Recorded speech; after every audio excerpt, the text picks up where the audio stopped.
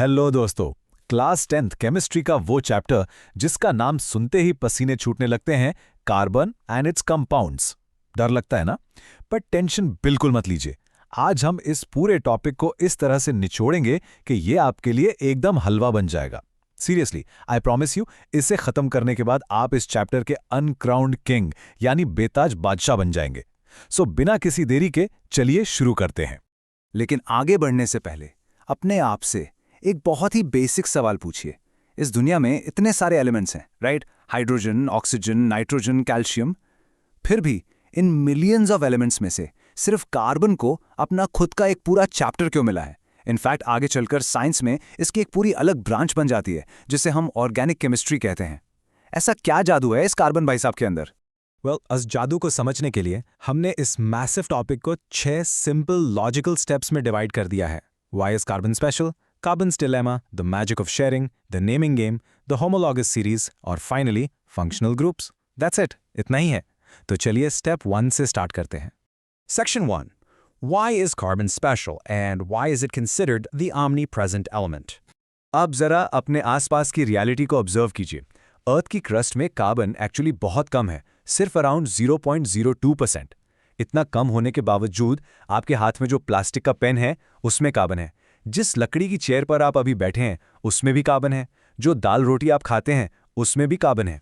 आपकी अपनी human body में 18% कार्बन है और प्लांट्स में तो ये नंबर 40 से 50% तक चला जाता है। Carbon is quite literally everywhere. इसके पास एक बड़े स्पेशल आदत है, सबके साथ मिलजुल कर रहने की, दोस्ती करके इजीली बॉन्ड बनाने की। लेकिन यहां एक छोटा सा प्रॉब्लम है। Section 2, carbons dilemma, the atomic crisis. देखिए, इतनी ज्यादा पॉपुलैरिटी और ऑमनीप्रेजेंस के बावजूद कार्बन एक बहुत ही सीरियस एटॉमिक क्राइसिस फेस करता है अपनी स्टेबिलिटी को लेकर। कार्बन का एटॉमिक नंबर 6 है। इसका मतलब क्या हुआ? उसके फर्स्ट शेल में 2 इलेक्ट्रॉन्स हैं और आखिरी यानी आउटरमोस्ट शेल में 4 वैलेंस इलेक्ट्रॉन्स हैं। अब हर एटम की तरह कार्बन का भी अल्टीमेट लाइफ गोल यही है कि उसकी आखिरी शेल में 8 इलेक्ट्रॉन्स पूरे हो जाएं ताकि वो स्टेबल हो सके और नोबल गैस जैसी लाइफ जी सके। मतलब साफ है, इसको लाइफ सेट करने के लिए 4 और इलेक्ट्रॉन्स चाहिए। अब बेचारे कार्बन के पास स्टेबल होने के बस 2 ही ऑप्शंस बचते हैं। ऑप्शन ए, अपने 4 इलेक्ट्रॉन्स लूज कर दे। पर दोस्त, इलेक्ट्रॉन्स निकालने के लिए मैसिव अमाउंट ऑफ एनर्जी चाहिए होती है। न्यूक्लियस के अंदर जो 6 प्रोटॉन्स बैठे हैं उन्होंने इन इलेक्ट्रॉन्स को कस के पकड़ा हुआ है, वो उन्हें इतनी आसानी से बाहर नहीं जाने देंगे। ऑप्शन बी है कि 4 इलेक्ट्रॉन्स बाहर से गेन कर ले, पर वही 6 प्रोटॉन्स यहां भी हाथ खड़े कर देते हैं। वो बोलते हैं, भाई साहब, हमारे पास सिर्फ 6 बच्चों को खिलाने की कैपेसिटी है, हम 10 इलेक्ट्रॉन्स का बोझ नहीं उठा सकते। तो बेसिकली ना, कार्बन इलेक्ट्रॉन्स दे सकता है और ना ही ले सकता है। बड़ा अजीब सा डायलेमा है। तो फिर इस क्राइसिस का सोल्यूशन क्या है? ये लेके आता है हमें सेक्शन 3 पर, the magic of sharing, carbons true super power. अगर ये इलेक्ट्रॉन्स दे नहीं सकता और ले नहीं सकता तो आखिर कार्बन कंपाउंड बनाता कैसे है? The answer is mutual sharing, जिसे केमिस्ट्री की भाषा में हम कोवेलेंट बॉन्ड कहते हैं। इसको ऐसे सोचो, आप स्कूल में हो, आपके पास हिस्ट्री की बुक है और आपके बेंचमेट के पास हिस्ट्री की नोटबुक है। टीचर चेकिंग के लिए आती हैं। जब टीचर आपके पास आती हैं, आप दोस्त की नोटबुक सामने रख लेते हो, और जब टीचर दोस्त के पास जाती हैं, वो आपकी बुक दिखा देता है। आप दोनों ने म्यूचुअली शेयर करके अपना काम चला लिया और डांट खाने से बच गए। कार्बन भी एग्जैक्टली यही करता है, अपने 4 इलेक्ट्रॉन्स दूसरे एटम्स के साथ नेचुरली शेयर कर लेता है। अब इस म्यूचुअल शेयरिंग की वजह से इन कंपाउंड्स की कुछ बहुत ही स्पेसिफिक प्रॉपर्टीज बन जाती हैं। First, covalent compounds generally electricity के पुअर कंडक्टर्स होते हैं। क्यों? क्योंकि उनके पास फ्री आयॉन्स या चार्ज्ड पार्टिकल्स होते ही नहीं हैं। इलेक्ट्रॉन्स तो एटम्स के बीच सेफली शेयर्ड है ना। सेकंड, इनका melting and boiling point generally लो होता है। हालांकि कार्बन और उसके पार्टनर्स के बीच का वो कोवेलेंट बॉन्ड अपने आप में बहुत स्ट्रांग होता है, पर मॉलिक्यूल्स के आपस की जो इंटरमॉलिक्यूलर फोर्स होती है वो काफ़ी वीक होती है। थोड़ी सी हीट मिलती है और ये आसानी से बॉयल हो जाते हैं। ऑलराइट, अब आते हैं उस पार्ट पर जिससे सबसे ज्यादा डर लगता है। Section 4, the naming game, decoding IUPAC nomenclature.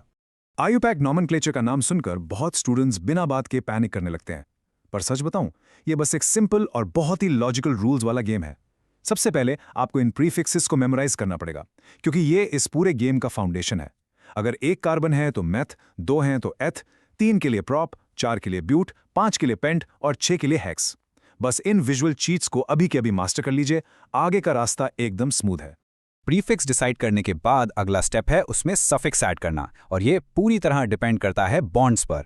अगर कार्बन्स के बीच सिर्फ सिंगल बॉन्ड्स हैं तो सफिक्स लगता है एन, यानी आपके अल्केन्स होते हैं। अगर डबल बॉन्ड है तो सफिक्स ईन बन जाता है, जिसे एल्कीन्स कहते हैं। और अगर by chance triple bond present है तो सफिक्स हो जाता है याइन फॉर एल्काइंस।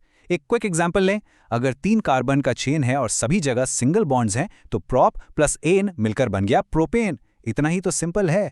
और यही सिंप्लिसिटी हमें हमारे अगले कॉन्सेप्ट तक ले जाती है। Section 5, the homologous series, building the carbon families. जब हम इन कार्बन कंपाउंड्स को एक लॉजिकल ऑर्डर में लाइन अप करते हैं तो एक बहुत ही प्रिडिक्टेबल केमिकल फैमिली तैयार होती है। इसे हम होमोलॉगस सीरीज कहते हैं।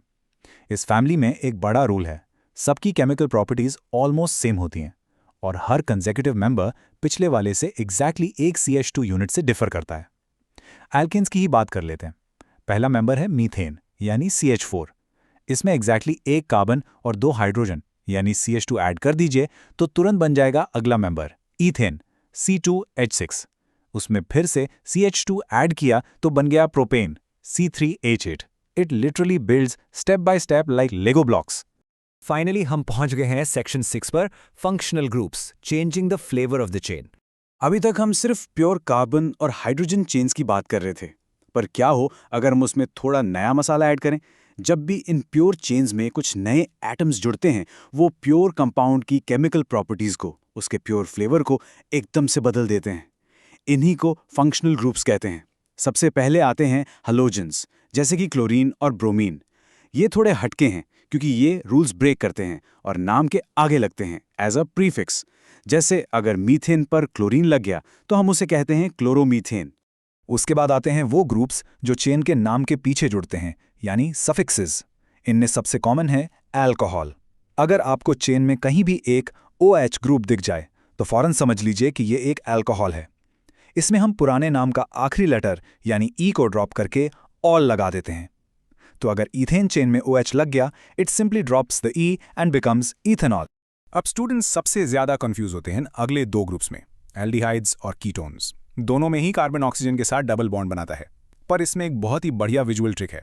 एल्डिहाइड ग्रुप हमेशा चेन के एकदम एंड पर होता है, एक तरफ हाइड्रोजन से अटैच होकर। इसका सफिक्स है एल।